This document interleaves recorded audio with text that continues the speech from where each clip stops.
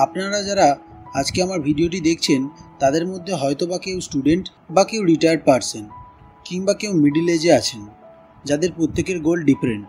কারোর goal short term wealth creation, আবার কারোর goal long term wealth build up.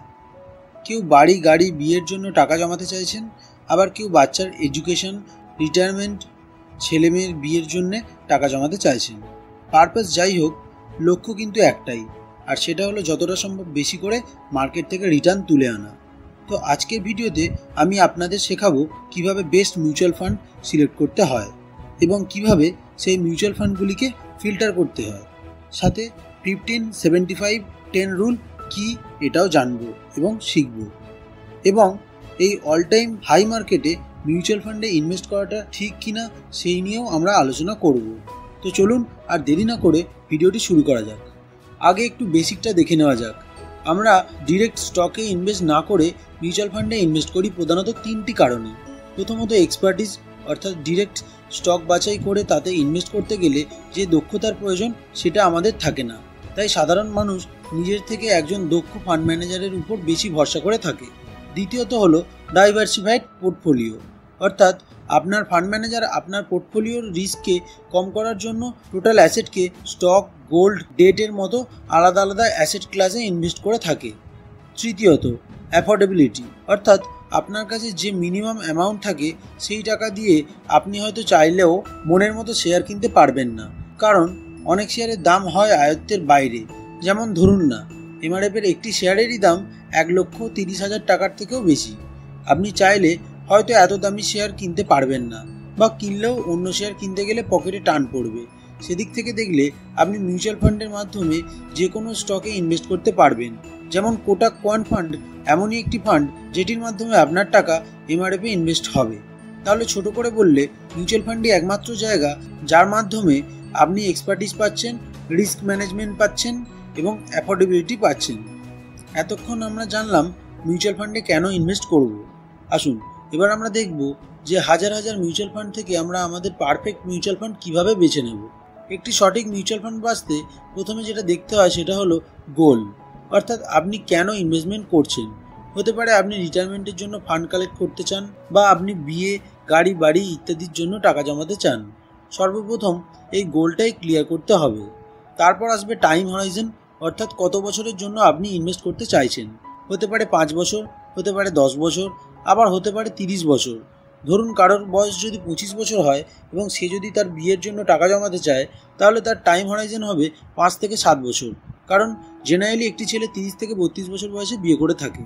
সেরকমই কারোর বয়স যদি 30 বছর হয় এবং সে যদি 60 বছর বয়সে রিটায়ারমেন্ট নিতে চায়, তাহলে তার টাইম হরাইজন হবে 30 বছর।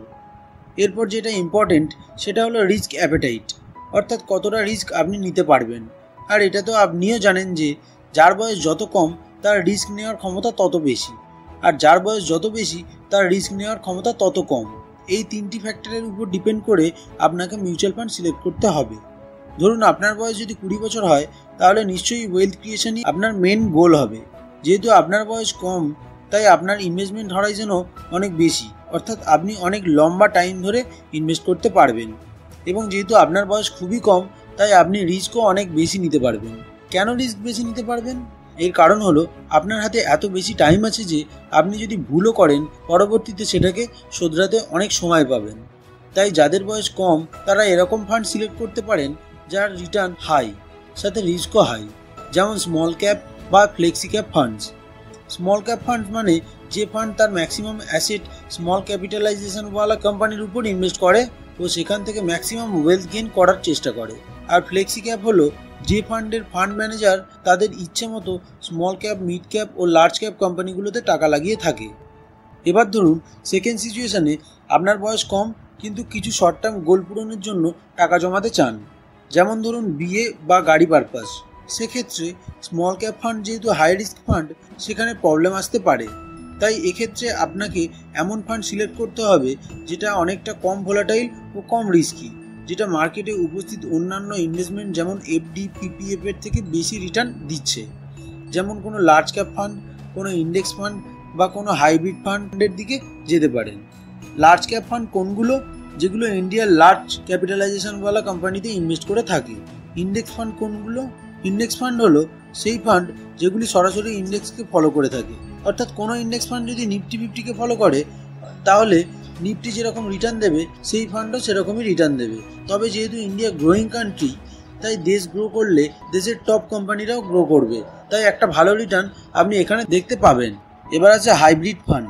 এই ফান্ডে ইকুইটির সাথে সাথে ডেট সিকিউরিটিজেও ইনভেস্টমেন্ট থাকে, তাই এই ফান্ড অনেকটা কম রিস্কি হয়ে থাকে। এই hybrid fund index fund, large cap ফান্ডের থেকে অনেক কম রিস্কি হয়ে থাকে as compare to small cap fund, তাই রিটার্নও কম হয়ে থাকে। তবে হ্যাঁ, এফডি পিপিএফের থেকে বেশি রিটার্ন এখানে অনায়াসেই পাওয়া যায়। এবার থার্ড সিচুয়েশন, যেখানে আপনার বয়স 40 থেকে 50 বছর হয়ে গেছে, যেখানে আপনার গোল রিটায়ারমেন্টের জন্য সেভিংস করা। এখানে যেটা সব থেকে বেশি ইম্পর্টেন্ট সেটা হলো রিস্ক অ্যাপেটাইট, কারণ আপনি আপনার রিটায়ারমেন্টের কাছাকাছি চলে এসেছেন, যেখানে আফটার রিটায়ারমেন্ট আপনার ইনকাম জিরো হবে বা কমে যাবে। এই অবস্থায় আপনার মুখ্য উদ্দেশ্য হবে ক্যাপিটালকে প্রোটেক্ট করা এবং সাথে সাথে ওয়েলথটাকেও গ্রো করা, যাতে রিটায়ারমেন্ট আস্তে আস্তে আপনার কাছে একটা ভালো কর্পাস জমা হয়ে যায়। এক্ষেত্রে ভিডিওর প্রথমে বলা 15-75-10 রুল প্লট করতে পারেন, যেখানে আপনার 15% ক্যাপিটাল কোনো ইকুইটি ফান্ডে ইনভেস্ট করতে পারেন, বাকি 75% ডেট ফান্ডে অ্যালোকেট করতে পারেন, যেখানে আপনার টাকা গভর্নমেন্ট বন্ডসে লাগানো হয়, তাই সেফ থাকে ও এফডির থেকে বেশি রিটার্নও এনে দেয়। আর পড়ে থাকা 10% অ্যামাউন্ট গোল্ডে ইনভেস্ট করুন, কারণ গোল্ডের সাথে ইকুইটির ইনভার্স রিলেশন তৈরি হয়। অর্থাৎ যখন ইকুইটি মার্কেট খারাপ যায়, গোল্ড ভালো প্রফিট দিয়ে আপনার পোর্টফোলিওকে ব্যালেন্স করতে পারে। এতটা ইন ডিটেল ডিসকাশনের পর এটা তো আপনারা বুঝেই গেছেন যে মিউচুয়াল ফান্ডের কোন ক্যাটাগরি আপনার জন্য ঠিক, কিন্তু প্রত্যেক ক্যাটাগরিতে বহু স্কিম দেখতে পাবেন, যেখানে ওভারঅল 4000+ স্কিম আপনি পেয়ে যাবেন। তাহলে কনফিউজ হওয়া স্বাভাবিক ব্যাপার। এই কনফিউশন দূর করতে মিউচুয়াল ফান্ডকে ফিল্টার করতে হবে। ফিল্টার কিভাবে করবেন তার জন্য আপনাকে যেতে হবে ডেসক্রিপশন বক্সে, সেখানে দেওয়া প্রথম লিঙ্কটিকে ক্লিক করুন এবং আমাদের অ্যাপ্লিকেশনটিতে রেজিস্টার ও ডাউনলোড করুন। এরপর লগ ইন করুন, তারপর আপনার নাম, pan number, DOB, occupation type, annual income input করুন। এরপর আপনার phone number, email ID, place of birth, nominee details enter করুন। শেষে অ্যাড্রেস ইনপুট করুন। একদম শেষে ব্যাঙ্ক ডিটেলস এন্টার করুন, নেক্সট করুন ও সিগনেচার করুন। তারপর একটু অপেক্ষা করুন, দেখুন উপরে অ্যাক্টিভেশন স্ট্যাটাস সাকসেসফুল দেখাচ্ছে, ওকে করুন। এবার নিচে অল মিউচুয়াল ফান্ডসে যান, ওখানে আপনি সব ফান্ড হাউসের ফান্ড দেখতে পাবেন। এবার আপনি একদম নিচে ফিল্টার অপশান দেখতে পাবেন, ওটাতে ক্লিক করুন।